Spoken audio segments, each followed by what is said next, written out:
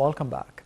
President Abdel Fattah al-Sisi met with the Kenyan counterpart Uhuru Kenyatta at the Ittihadiyya Presidential Palace for the talks that centered on the bilateral ties and the latest regional developments of the mutual interest, including the Ethiopian Renaissance Dam issue.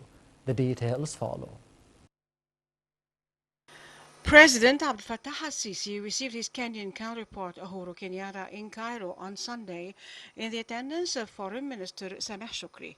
Presidential spokesman Bassem Radi said President al-Sisi hailed the deep historic relations that bind the two nations and their joint cooperation and unified visions.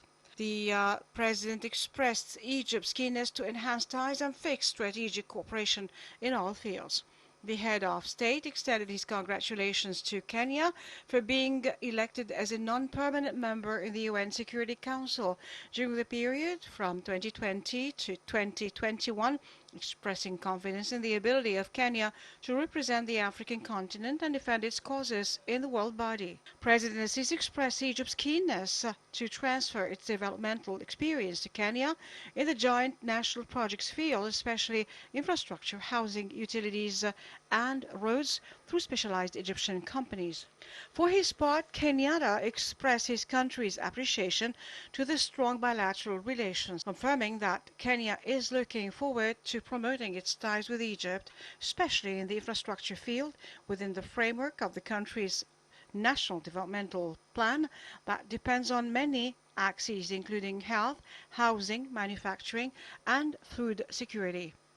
He praised Egypt's regional role to maintain peace, security and stability in the Horn of Africa and Eastern Africa, which were reflected in Egypt's big support in settling many hanging issues in the past stage, especially during its presidency of the African Union. On Ethiopia's Renaissance Dam, President al-Sisi stressed the significance of the water issue for Egyptian people as a national security question. He asserted that Egypt is standing by its water rights through reaching a legal agreement that guarantees clear rules of filling and operating the dam and achieving mutual interests. The president said Egypt and Ethiopia had agreed to intensify coordination concerning this vital issue in the coming stage.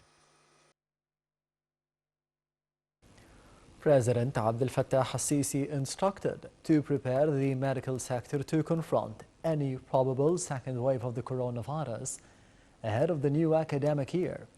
This came during the President's meeting with the Prime Minister Mustafa Madbouli, Minister of Health and Population Dr. Hala Zayed, and the Presidential Medical Advisor Dr. Muhammad Awad Tajuddin. President al-Sisi directed all the education administrations and installations to provide the students with the highest security degrees, to guarantee the safety and continue awareness campaigns for all the families and the citizens. Presidential spokesman Bassem Radi said that the meeting tackled the developments of the national project to collect and manufacture the plasma, as well as the number of projects being executed in the medical sector. Minister Zayed reviewed the latest developments of the current status of the COVID-19 at the governorate's level and the efforts exerted by the state to combat the spreading, including applying the precautionary measures. The minister also reviewed the executive status of applying the integrated health insurance system at the governorates of the first stage.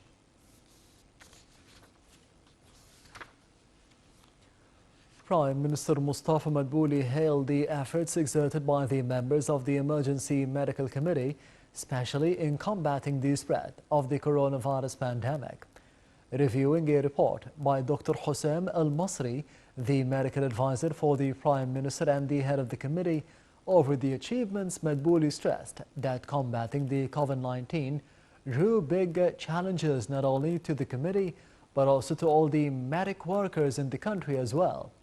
The Prime Minister noted that receiving emergency calls necessitates relentless efforts by the state apparatus to reach the citizens through different channels.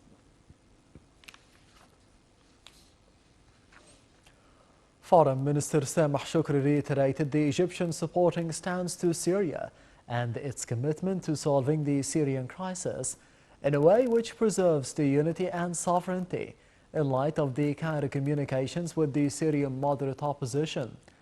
This came during the top diplomats' phone talks with the United Nations Special Envoy to Syria, Jeffrey Peterson.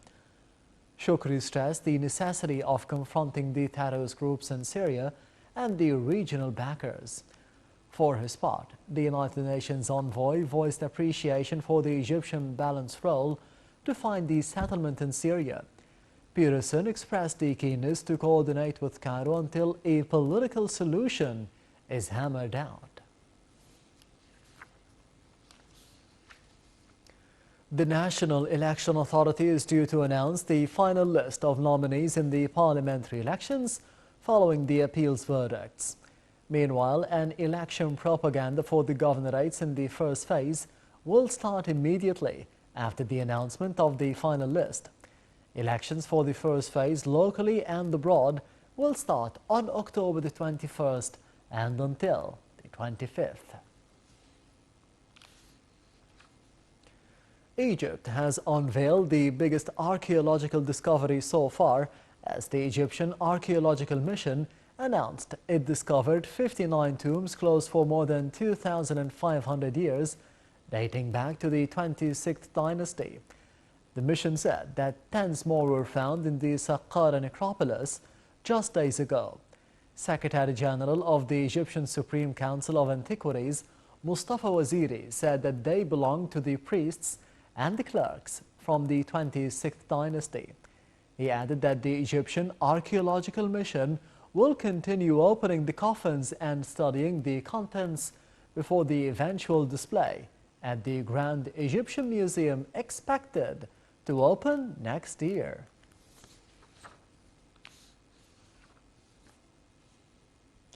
In Saudi Arabia, the Muslims circled the Islam holiest site along socially distanced paths as Saudi authorities partially resumed the Umrah pilgrimage with extensive health precautions adopted after the coronavirus stop. Thousands of worshippers entered the Grand Mosque in the holy city of Mecca in batches to perform the ritual of circling the Kaaba. The Umrah was suspended in March due to the coronavirus pandemic, but is being revived in 3 phases, with 6,000 pilgrims per day being allowed in the first stage to perform the Umrah within a specified period of time.